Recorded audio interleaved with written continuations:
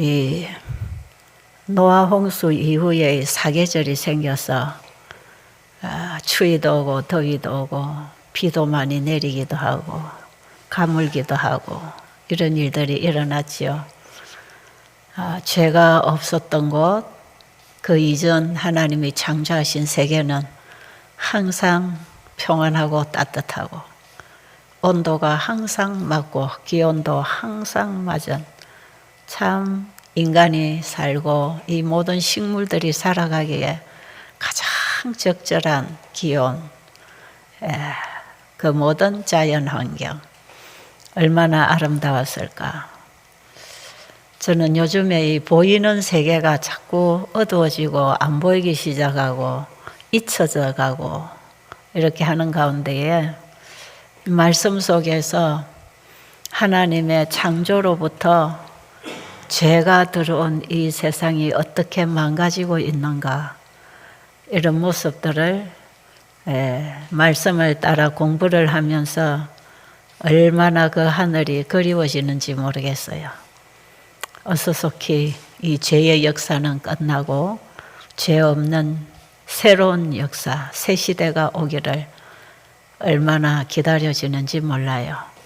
제가 그냥 막연하게 기다리는 게 아니고 처음부터 끝까지를 아시는 하나님이 또 처음 창조 때부터 마지막 역사의 끝까지를 다 주관하시는 그분이 말씀하신 성경에 이렇게 기록이 되어 있습니다. 그렇기 때문에 우리가 성경을 공부를 하면 현재 내가 누구인지도 알 뿐 아니라 내가 태어나기 이전 처음 세상 그리고 앞으로 이후에 이 땅에서 이루어질 역사, 지구 역사의 종말 이런 것들이 어떻게 일어날 것인가.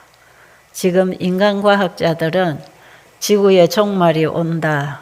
2030년을 넘기면 사람이 살 수 없는 온도로 이 지구가 뜨거워진다. 사실 지금 빙하가 많이 녹아내리고 있잖아요. 벌써 제가 한 10여 년도 전에 알래스카에 세미나를 제가 여러 차례 다녀왔는데 거기는 관광객들이 와서 뭘 보고 가느냐 하면 그 눈산이 떨어져 내리는 그거 구경하러 오는 사람들 많아요. 그래서 역시 저도 거기 세미나를 갔을 때 그 교회 목사님이 한번 가보시겠냐고 그래서 그때 제가 같이 따라간 적이 있어요. 그런데 이 눈산이 얼마나 높습니까? 그런데 눈이 그냥 녹아내리는 게 아니에요. 그냥 갈라집니다. 녹아가지고 쩍쩍쩍 갈라지면요.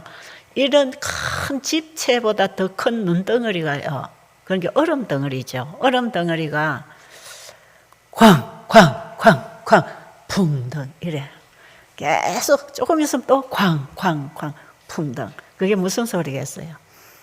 눈산이 녹아가지고 갈라져서 집채만한 얼음 덩어리가 굴러내려옵니다. 그럴 때마다 쿵쿵 그 온 대지 세상을 그냥 다 진동시키는 것 같은 그런 소리로 쿵쿵쿵쿵 하다 보면 밑에 바닷물에 풍덩 그러면은 그 바닷물에 둥둥둥둥둥둥 떠내려갑니다. 그게 계속 떨어지고 있어요. 그게 얼마나 가겠습니까? 여기저기서 얼음 덩어리들이 떨어져서 계속 바다로 떨어져서 녹아나니까 저래서 해수면이 높아지고 이 낮은 지역의 섬들이 이게 다 바닷물에 잠기게 되겠구나. 그때 제가 벌써 본 지가 10년이 좀 넘었어요. 그런데 지금에 와서는 훨씬 더 심각하겠잖아요. 그런데 실제로 이 세상이 뭐 온도가 뜨거워서 뭐 기근이 와서 또 뭐 전염병이 와서 사람이 더 살 수 없는 세상이 되어서 지구에 종말이 온다. 그렇게 종말이 오게 돼 있지 않아요. 이것은 종말이 오기 이전의 징조들입니다. 이건 전부 다. 종말은 어떻게 올 것인가? 예수님의 재림으로 이 지구 역사는 끝납니다. 그래서 우리가 다니엘서 2장을 보면 이 바벨로니아 시대로부터 역사에 관해서 쭉 왕들과 일어나는 나라와 망하는 나라의 역사를 쭉 기록을 하고 마지막 다니엘서 2장 43절로 보면 여러 나라가 서로 섞여 살 때에 서로 하나를 이렇게 섞여 사는 동안에 이 세상은 하나의 통일 국가로 합치려고 할 것이다. 이 신세계 질서 지금 만들어가는 이 현장이 그 예언이 성취되고 있는 것이에요. 그래서 이 세상이 서로 하나로 통합할 것이다. 합치려고 할 것이다.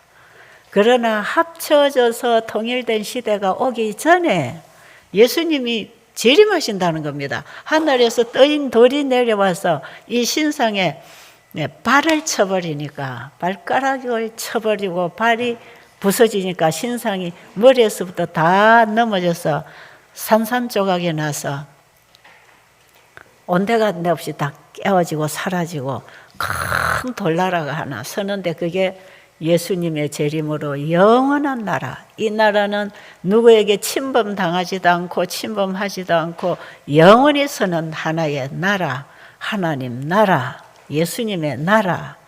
이 나라가 서겠다고 하는 예언으로서 이 지구의 역사를 예수님 오시기 이전 지금부터 한 6, 700년 전에 이 대쟁투의 역사를 기록을 하면서 우리가 세계사에서 배우는 그 역사가 이루어졌던 것이에요. 그래서 지금은 예수님이 재림하심으로 영원한 나라가 서기 직전에 일어날 현상들이 이 지구에서 많이 일어나고 있습니다. 그래서 지금 이런 시대에 우리는 예수님의 재림을 맞이해야 이 땅에서 살아남는다고 하는 것, 그걸 알아야 되는데 사탄은 어떤 다른 방법으로 이 세상에서 살아남는 길을 자꾸 모색하는 이런 연구를 하고 있단 말이죠. 그래서 우리가 예언이 없으면 참 깜깜하지요. 그런데 하나님의 말씀의 예언을 가지고 지구의 역사와 현재를 보게 되면 우리는 이것들이 왜 이런 일이 일어나고 있고 이 세상이 왜 이렇게 악해지고 왜 이 세상이 이렇게 돌변하고 실제로 코로나 오기 이전의 시대는 앞으로 없다는 것입니다. 앞으로 어떤 시스템으로 이 세상이 만들어질지 아무도 몰라요.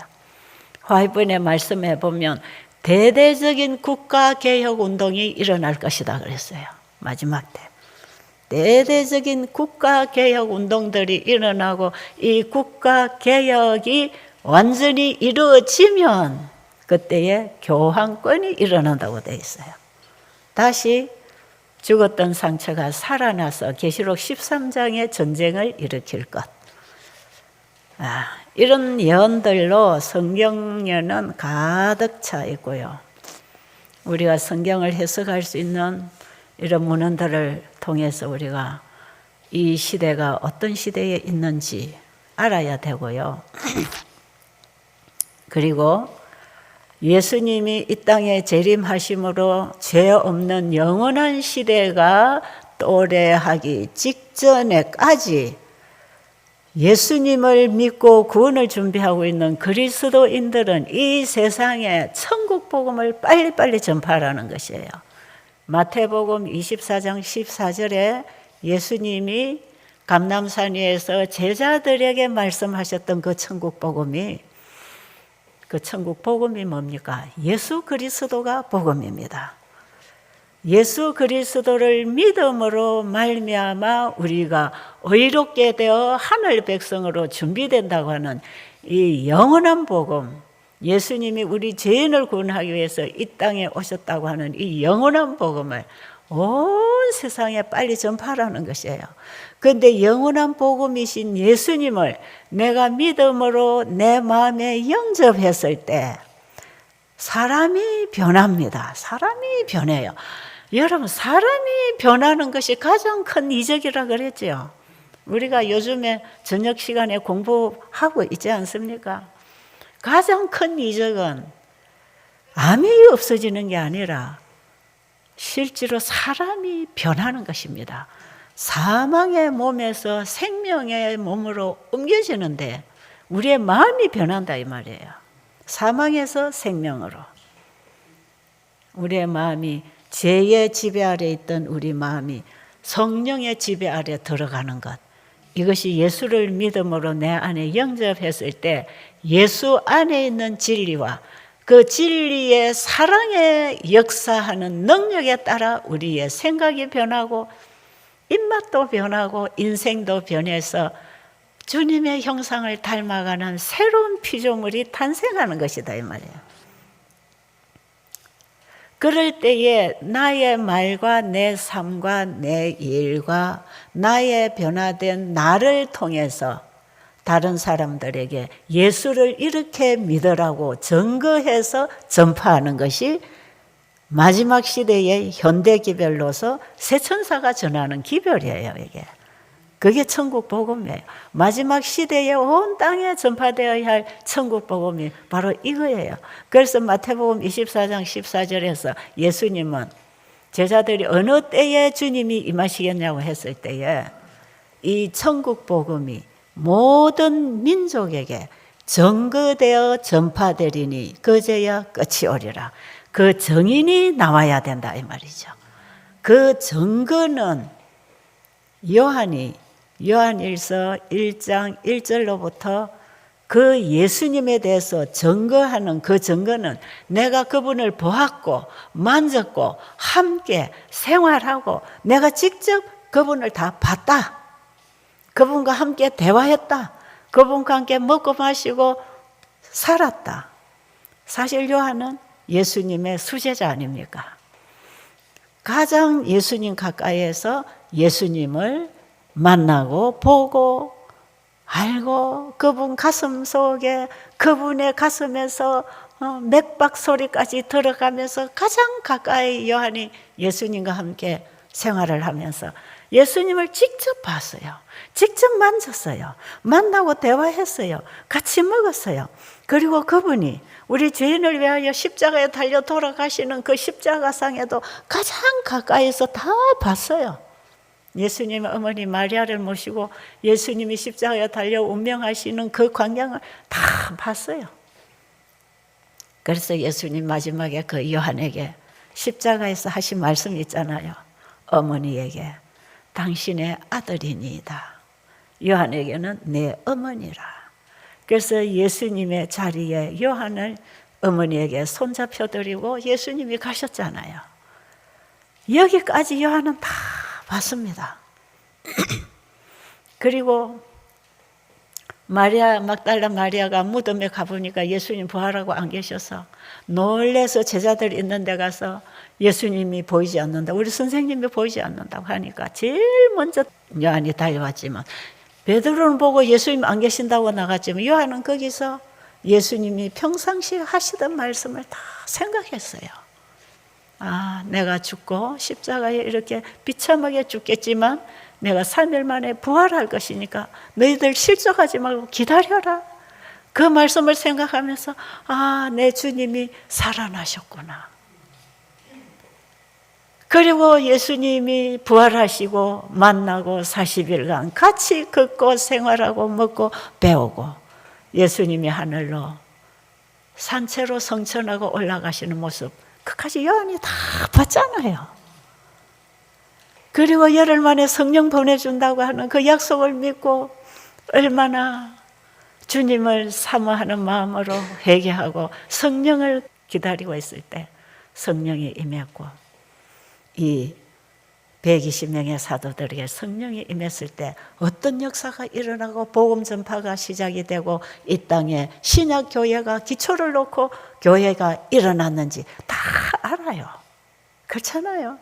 그러니까 요한은 이걸 직접 보고 듣고 경험하고 예수님과 함께 살다가 부활하고 하늘에 가신 것까지 말씀하신 대로 성령이 임해서 이 땅에 예수 그리스도의 반석 위에 교회가 세워지는 것까지 다 요한은 봤어요.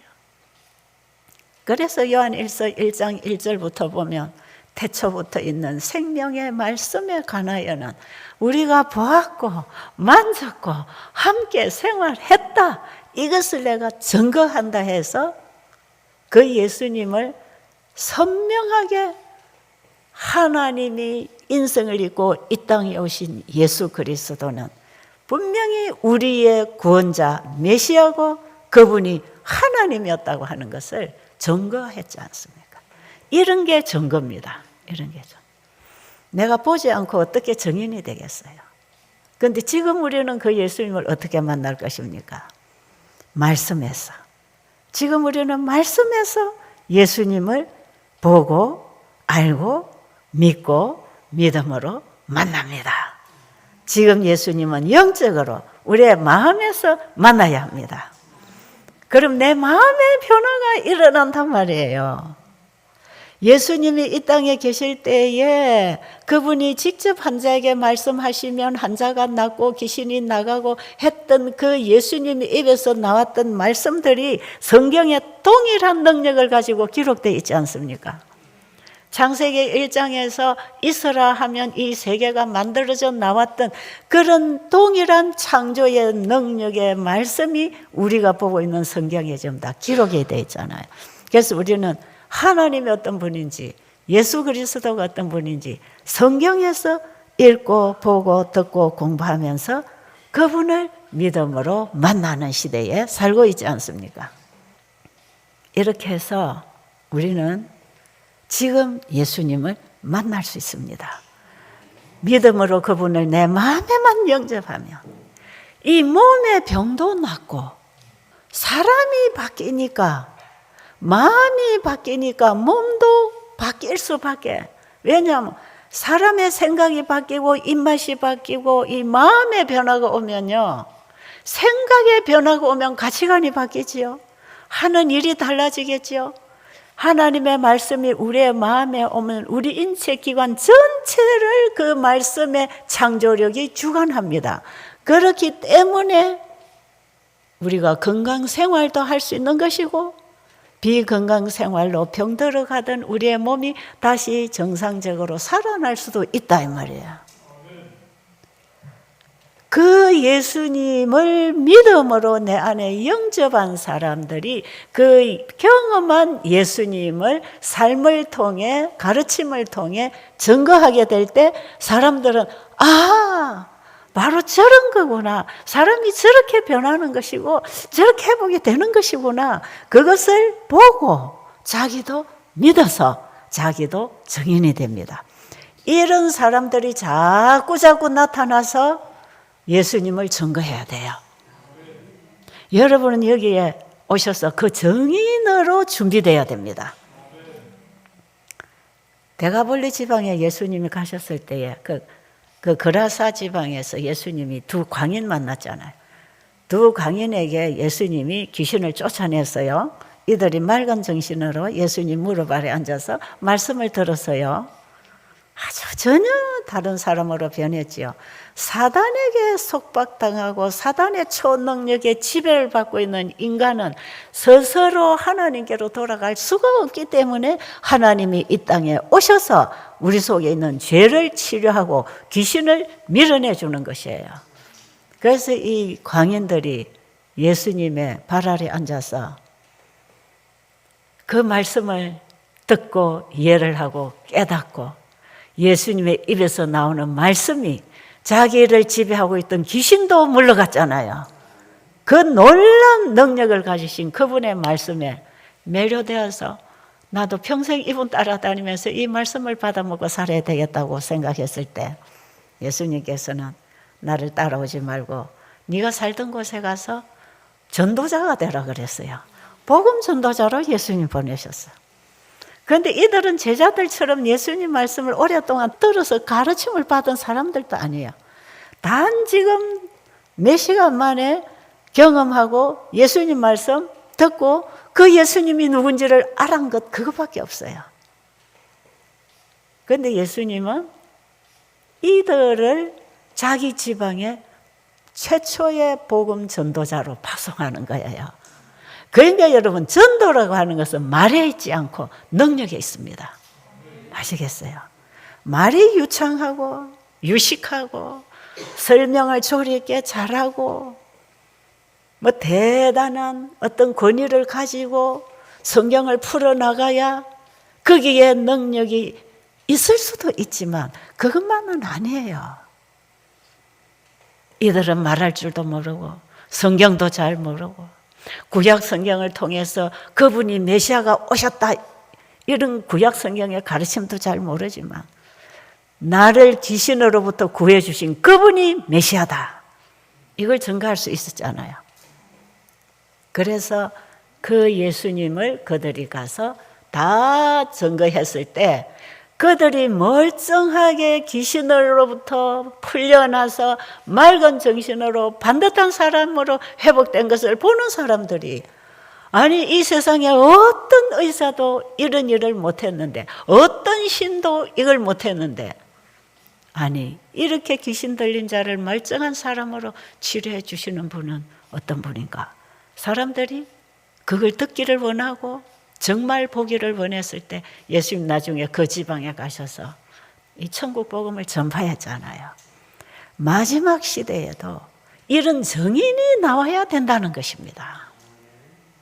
그래서 마지막 시대에 온 세상에 전파되고 끝날 복음이 성경 전체의 복음을 함축해서 하나의 기별로 하나의 복음으로 모든 나라와 족속과 방언과 백성에게 전파해야 할 기별이 세 천사의 기별이에요. 그게 요한계시록 14장 6절로 12절에 이 세 천사의 기별은 바로 증거되어 전파될 영원한 복음입니다. 그럼 이 시대에 이 세 천사가 전하는 기별이 영원한 복음이라고 했을 때 영원한 복음은 예수 그리스도입니다.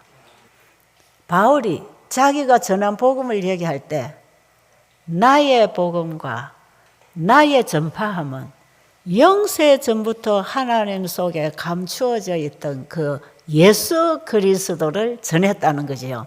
그러니까 영원 전부터 이 지구의 상태를 아신 그분이 지구를 구원하기 위한 우리 인류를 구원하기 위한 준비를 다 하나님 속에는 가지고 계셨다 이 말이에요. 그래서 아들 예수님을 죄 있는 이 지구에 보내주시고 이방인들이 예수님을 믿음으로 말미암아 구원받게 된 이 복음을 바울도 로마서 전장을 통해서 가르치고 있거든요. 오직 예수님이 우리의 전부입니다. 그 예수님을 우리가 믿음으로 내 안에 영접하게 될 때에 그분이 내 마음에 말씀으로 들어오셔서 어떻게 사랑으로 진리로 역사해서 우리를 깨우치고 가르치고 변화시켜서 살게 하시는지 예수님을 만난 사람들이 증인으로 증거해야 된다 이 말이에요. 이게 이 시대에 전파되어야 할 세천사의 기별이에요. 제가 세천사의 기별이 뭐다 하는 것이 이게 일목요연하게 정리가 되기까지는 상당히 수년, 수십 년이 걸렸어요. 제가 불과 한 5, 6년 전 그때부터 제가 세천사의 기별이 뭔지를 확실히 알았어요. 이 세천사가 전하는 영원한 복음은 예수님을 믿음으로 영접하고 만난 경험으로 증거하는 기별이라는 것을 저는 경험과 말씀을 통해서 이해하게 된 것입니다. 그래서 제가 그 이후부터 세천사 의료 선교 세미나를 하게 된 것이에요. 왜냐하면 이 복음을 온 세상에 전파해야 되니까. 그래서 제가 동남아로 외국으로 이 기별을 가지고 많이 돌아다녔잖아요.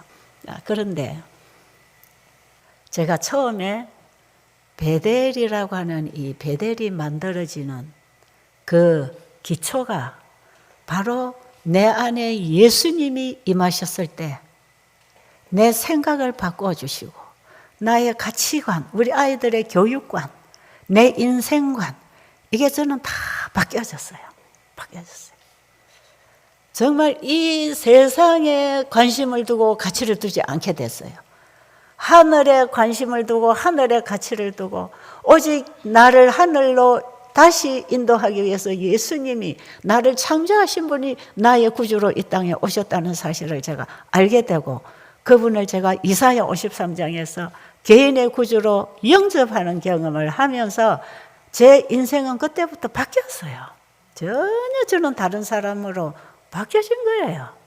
지금 내가 이 땅에 발을 딛고 이 땅에 음식을 먹고 있지만 제 생각과 내 영혼의 양식은 전부 하늘로부터 오는 하나님 말씀으로 지금 먹고 움직이고 있는 것이에요. 그랬기 때문에 저는 내 가정을 오픈하게 되고 내가 만나는 사람들을 찾아가서 복음을 전해주다가 내 집으로 데리고 와서 봉사하고 복음을 전하는 일로서 이게 시작이 된 거 아닙니까? 저는 마태복음 25장 31절 이후에 배고픈 자를 먹이고 병든 자를 돌보고 옥에 갇힌 자를 도와주라고 하는 그 단순한 말씀을 받고 내 삶을 공개하고 봉사하기 시작하면서 제가 이 일이 시작되어 오늘날에까지 이르게 제가 이 복음을 증거로 전파하고 있는 것이거든요.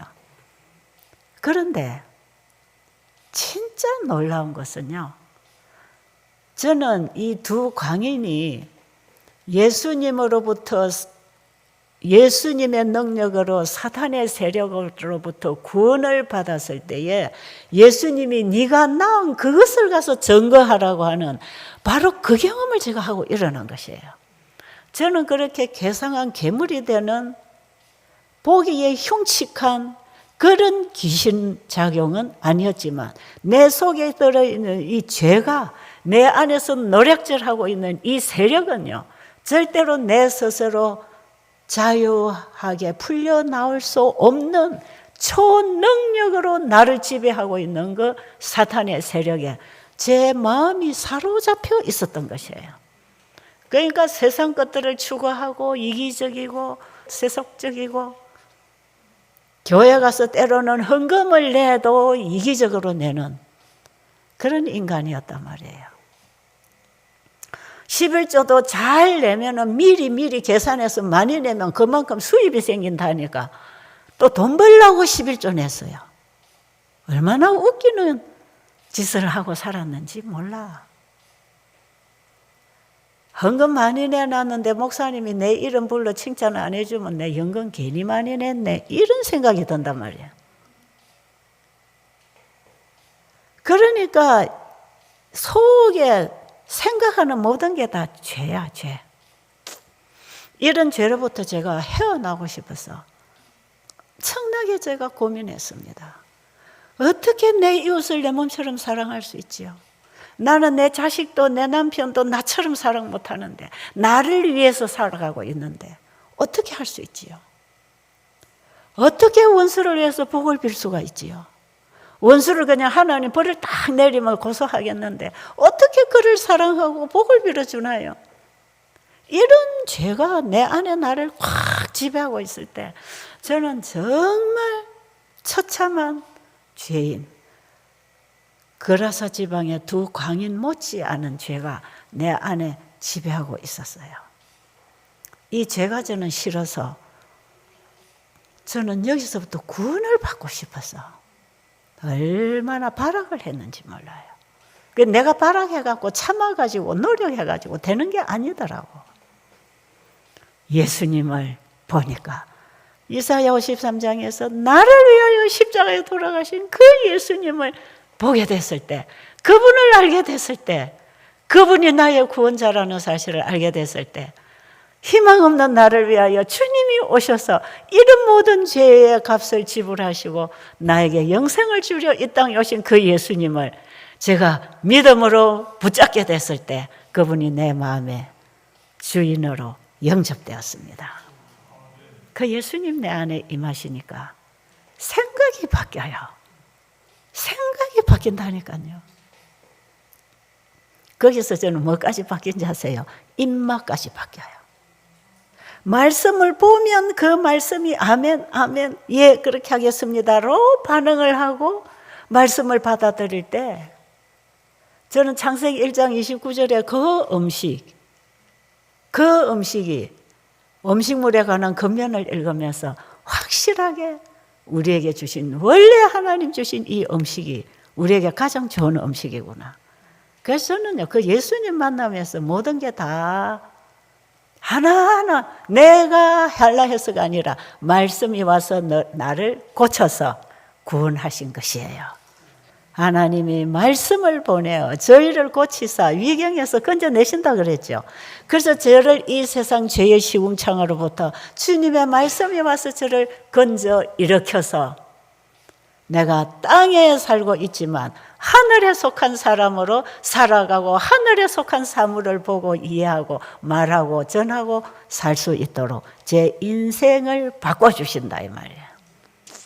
저는 이 놀라운 복음의 능력을 저 같은 죄인이 만나면서 이걸 생생하게 경험되어 나왔기 때문에 하나님 말씀을 읽으면 그게 저는 아멘, 아멘, 예, 맞습니다. 예, 이 말씀이 이런 말씀이에요.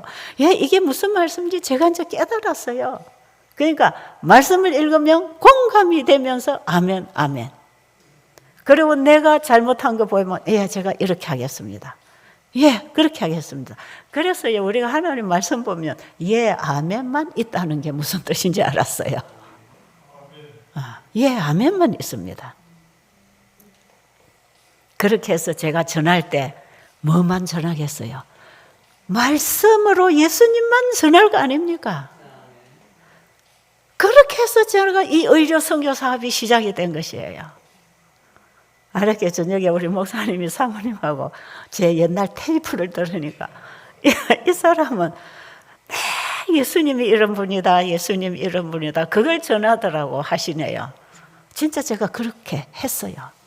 왜? 아는 건 예수님밖에 없으니까. 그리고 예수님이 만능이시니까. 우리의 모든 필요에 개입하시는 분이라. 그렇잖아요. 우리의 인생 문제, 죄 문제, 죽음과 사망 문제, 건강 문제 개입 안 되는 부분이 없는 분이 예수님 아닙니까? 그 예수님이 이 세상의 영원한 복음이십니다. 완전한 복음이십니다. 그러니까 제가요, 뭘 어떻게 먹어야 되고 어떻게 해야 되고 뉴스타트를 어떻게 해야 되고 이런 설명 하나도 못하고 그냥 창세기 1장 29절의 음식을 열심히 해서 먹여주고 그 다음에 예수님 전해주고 그 연탄불 들어가는 집 지어가지고 한 방에 11명씩 넣어놓고 이렇게 제가 복잡하게 가난하게 누추하게 이렇게 제가 빈궁하게 살았지만 이 예수님을 전하고 싶어서 영혼들을 받아들이고 일을 할 때 우리 집에 오는 사람들이 아무것도 볼품 없고 보잘것 없고 사람으로서는 신뢰할 만한 사람 하나도 없었지만 저희 집에 온 사람들이 병이 잘 낫더라 이 말이에요. 환자들이 너무 잘 변화하고 낫는다 이 말이에요. 그래서 사람들이 여기는 인간 재생 공장이네 그랬다니까요. 얼마나 사람이 변하고 일어나는지. 그것은 어떤 물질에 있는 것도 아니고 인간의 지식이나 재정이나 능력에 있는 게 아니고 하나님의 말씀에서 능력이 나왔어요. 병자가 그때는 너무너무 잘 나왔어요. 하나님 말씀을 그대로 받아 먹었을 때 사람들은 변했습니다. 변했어요. 그래서 거기 많은 사람들이 와서 초대교회 역사가 일어나는 걸 본다고 하는 이런 말씀들을 하면서 개신교회 목회자들도 병을 가지고 오셔서 병치료를 받고 나가면서 이 교회가 이단이 아니구나. 우리가 너무 오해를 했구나. 여기에 진리가 있고 생명이 있는 복음이 나간다는 걸 다 그들도 자기들이 간증하고 나가는 그런 곳이 되었거든요. 저는 정말 예수님이 두 강인을 고쳐주시고 복음 전도자가 되려고 했던 그 사명을 제가 받고 일어났던 사람이에요. 형편없는 제 자신이지만 아무것도 아는 것도 없고 가진 것도 없고 정말 가난하게 방 2칸에서 방 1칸을 우리 아이들 방을 우리 부부가 사는 방으로 옮겨 그 한 칸에 불쌍한 사람 데려다가 봉사하기 시작했거든요. 가정요양원이 시작된 거죠. 그래서 현재 저 벼들 수양원 같은 저런 건강기관이 점점 만들어진 것이에요. 그것도 하나님이 세워주신 것 아닙니까? 그랬을 때에 얼마나 많은 사람들이 와서 어떤 때는 뭐 보통 보통 이 사람들이 많이 오면 한 60명까지 더 있었어요. 60, 70명도 있는데 방을 하나씩 더 만들어가는 쪽쪽 사람들이 모아지기 시작하면서 그냥 나가고 들어가고 나가고 들어가고 하니까 저는 누가 왔다가 가는지도 몰라요. 그냥 저는 아침 저녁 그들 밥에 먹이고 채워주고 교회 모아놓고는 예수님만 전하는 거라. 그런데 그 예수님을 만난 사람들이 병이 낫는 거라. 그리고 사람이 변하고. 그 중에 한 사람을 어제 제가 교회 가서 만났단 말이에요. 어제 제가 이 주변 교회 가서 제가 안식일은 좀 주변 교회 예배드린데 참여하고 싶어서 제가 여기 있는 동안에 주변 교회를 한번 돌아봐야 되겠다는 생각이 들어서 지난번에도 어느 교회를 갔다 오고 어제도 제가 안식일 어느 교회를 제가 방문을 했어요. 그런데 제가 시간을 쓰고 내려오는데 이어서 어떤 할머니 같은 목소리가 할머니 같아요. 젊은 사람 아니에요. 이분이 나와가지고 내가 지금 가슴이 너무 뜨겁고 너무 벅차고 너무 감사해서 가만히 앉아 참을 수가 없어서 내가 허락도 안 받고 이 자리에 나와서 내가 말을 한다고 하면서 바쁘게 그 틈 사이의 시간에 그냥 자기가 막 얘기를 하는데 가만 들어보니까 누군지는 모르겠는데 이 사람이 베델에 와가지고 암을 고친 사람이라. 그래서 얘기를 하는데 뭐 다리에 이런 혹이 하나 생겼는데 이게 나중에 보니까 겨드랑이로 가고 나중에는 목으로 덩어리로 이게 막 보니까 이게 임파선암이에요. 그래가지고 임파를 타고 막 이래 돌아다니면서 암이 여기저기 불뚝불뚝 나오잖아요. 그런데 그것이 17일 지나니까 말랑말랑해지더니 한 달 지나니까 그게 다 없어지더랍니다. 그래고 지금 건강하게 할머니가 다 돼 있어요. 그런데 저분이 누굴까? 도저히 기억이 안 돼요. 아, 누가 베델에 왔다 갔구나. 그런데 나중에 제가 그분을 예배 마치고 불러다가 이름이 뭐냐? 언제 어떻게 왔느냐? 이걸 딱 짚어보니까 제가 아는 사람이라 기억이 나는 거예요. 이분이 거기 와서 한 달 있는 동안에 이 병만 고친 게 아니라 사람이 변했어요. 그래서 그 부부가 와서 있었는데 이분들이 상당히 이 강원도에 있으면서 재정이 있었던 사람이에요. 땅도 많이 가지고 있고 재정이 있던 사람인데 제가 하는 일을 보고 이 사람이 자기도 요양원을 하겠다고 그 재정을 가지고 집을 잘 지었어요. 그래가지고 제가 그 집에까지 갔다 왔어요. 가서 한 3일간 그 머무르면서 같이 예배 드려주고 일을 시작하도록 제가 도와주고 온 그 집이라. 그런데 지금은 그거 안 해요. 안 하는데 그분들이 베델에 와서 예수님의 말씀을 들으면서 그 예수님을 만나고 몸이 변하고 생각이 변하고 무슨 일을 하고 살아야 되겠다는 것까지 사람이 변했잖아요. 그렇죠? 그러니까 부부가 가서 재산을 팔아서 집을 지어서 이 사업을 하려고 다 준비했던 사람이거든. 그런데 그 당시에 베델을 와서 제가 하는 일을 보고 돌아가서 자기들도 이런 요양원을 하겠다고 일어난 사람들이 그 당시에 한 40, 50군데는 됐을 거예요. 우죽순처럼 막 일어났고 또 꼭 베델을 다녀오지 않았다 할지라도 자기 나름 이게 맞다 해서 제가 하는 걸 보면서 이들이 용기를 얻어갖고 시작한 사람들. 그 당시에는 왜 이런 일을 하는 사람들이 거의 없었잖아요. 그러니까 제가 이 일을 할 때에 몇몇 군데 장로님들이 이렇게 같이 시작한 분들이 있어요. 그런데 어쨌든 이 사람들이 자기들도 해보겠다고 그래서 한국에 한 40, 50군데 가정요양원이 그때 섰던 시대.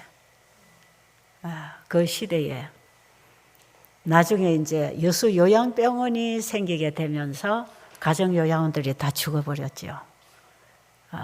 진짜 그 이후에 살아남은 요양원이 몇 군데 없어요. 지금까지 이렇게 살아나온 데는 아마 베델수양원밖에 없을 것 같아요. 그때 시작한 게 지금까지. 중간에 섰고 중간에 없어졌고. 이런데 이분들이 거기에 와서 자기들이 새로운 결심을 하고 복음을 전하고 자기들도 이런 봉사를 하고 싶어서 대단한 일을 시작했던 그 중에 한 사람이 이 사람이에요. 아마 제가 그분에게서 이런 말을 그때 들은지 모르겠어요. 왜 집사님은 일이 되는데 우리는 하니까 안 됩니까? 그 얘기를 했던 분이 아마 몇 분이 있는데 그 중에 한 분이 어제 제가 만난 그분인 것 같기도 해요. 어쨌든 하나님의 말씀이 이적을 행합니다. 아십니까? 지금도 기적이 일어나요. 지금도 이적적인 치유가 일어나기도 하고 점진적인 치유가 일어나기도 하는데 하나님의 말씀이 이적을 행합니다. 그걸 여러분이 아셔야 돼요. 그래서 여러분이 여기 오셔서 뭐가 조금 소홀하고 내 마음에 비에 안 맞고 뭐가 좀 어떻다 이런 불편함이 있다 할지라도 그거 다 뒤로 하고 하나님의 말씀이 선포될 때 말씀을 받아 먹으세요. 살리는 것은 영이니 육은 무익하니라. 내가 너에게 이런 말이 영이요 생명이라. 지금 여기 오신 분들도 그 말씀을 받고 뜨겁게 일어날 때 병이 신속하게 낫는 사람 있고 천천히 두들겨 가면서 믿고 받아들이는 사람은 천천히 낫기도 하고 그렇잖아요. 하나님의 말씀이 들어와서 창조의 생명으로 역사해야 불치병이 치유가 되니까 치료제는 한 가지밖에 없어. 하나님 말씀밖에 없어요. 우리를 구원하는 능력도 하나님 말씀밖에 없어요. 우리가 지금 말씀에서 예수님 만나고 말씀에서 우리가 죄로부터 구원을 받지 않습니까? 그렇죠? 그러니까 여러분이 하나님 말씀에 마음을 열고 시간 나면 말씀을 좀 듣고 읽고 공부를 하셔서 그 하나님 말씀 앞에 내 생각을 내려놓고 지금까지 여러분이 어떻게 믿고 어떻게 알고 왔든지 간에 지금 이 순간이라도 나를 온전히 주님 앞에 내려놓고 주신 말씀을 그대로 성령의 감동을 통해서 내 마음에 받아들이기 시작하면 내 생각도 바뀌고 입맛도 바뀌고 행동도 바뀌고 몸에 병든 세포들도 바뀝니다. 암세포가 있던 자리에 정상세포가 살아나서 암세포를 밀어냅니다. 변질된 T임파구를 정상으로 돌려줍니다. 그렇기 때문에 우리 몸에 어떤 문제가 생겼든지 치료제는 하나밖에 없어요. 이 하나의 치료제를 가지고 지금 제가 40여 년간 이 일을 하고 이 천국 복음을 전파하고 있는 것이에요. 그래서 저는 여러분들의 치유가 하나님의 주신 복음의 능력이 어떻게 지금도 사람을 구원하고 건강을 회복하는지를 여러분들이 정인이 되도록 하기 위해서 저는 계속 복음을 전해주는 것이고 복음이 전파되는 그 현장에 복음을 받아들이는 자들에게는 병이 낫고 있는 것입니다. 이해하시겠어요? 이거는 분명하게 하나님이 주신 메시지고 예수님이 이 땅에 오셔서 하나님의 말씀이 무슨 일을 하고 어떤 일을 하고 뭘 가르치고 어떤 사랑을 나누고 사는지를 가장 정확하게 정인으로 보여주고 가신 분이 예수님 아닙니까? 그렇죠? 예수님은 하나님의 말씀의 명확한 정인이었습니다. 구약 성경을 100% 그대로 이루신 분입니다. 하나님의 말씀에 하나님의 품성에 정인으로서 예수님이 증거해서 그 시대에 전파하시고 그것을 받은 제자들에게 증거해서 전파하라고 그분의 능력을 주시려고 약속하고 가시고 성령이 임해서 그렇게 했잖아요. 오늘날 이 마지막 시대에 성령의 역사가 우리 안에 일어난다면 예수님이 행하셨던 그 일과 그 복음을 전하게 되어 있습니다. 이게 천국 복음이 온 민족에게 전거되어 전파되는 마지막 세천사 기별 사업이에요. 이 분명하게 이 복음 사업이 지금 이 시대에 이루어져야 합니다. 이렇게 되려면 내가 날마다 주님 앞에 죽고 주님으로 인하여 말하고 일하고 먹고 살아가는 나의 믿음이 필요하다 이 말이죠. 왜 우리는 믿음으로 받고 나눌 것이기 때문에 주님이 주신 걸 받아들이기 위해서는 믿음이 필요한 것입니다. 그 믿으면은 내가 포기되고 주님이 내 안에 임하는 내 안에 주인이 바뀌는 변화가 오는 것이거든요. 이런 변화가 일어나는 믿음을 산 믿음이라 그러고, 이 믿으면은 반드시 행동이 순종으로 따라가기 때문에 믿음과 순종은 하나다.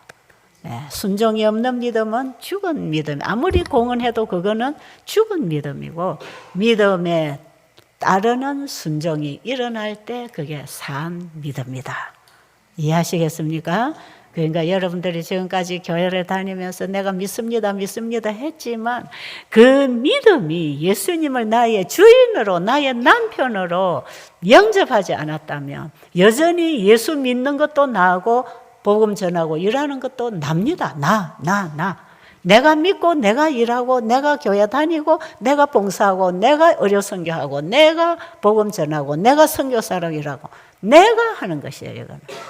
우리는 내가를 십자가에 같이 못 박고 예수님이 하시게 하는 그게 믿음이다.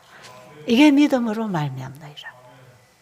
이렇게 여러분 좀 정리를 하시고, 이 영원한 복음 예수님을 믿음으로 말미암 의를 온 세상에 전파하라고 하는 이 세천사의 기별에 여러분들이 지금 현장에 와서 복음을 듣고 살게 되기를 간절히 바랍니다.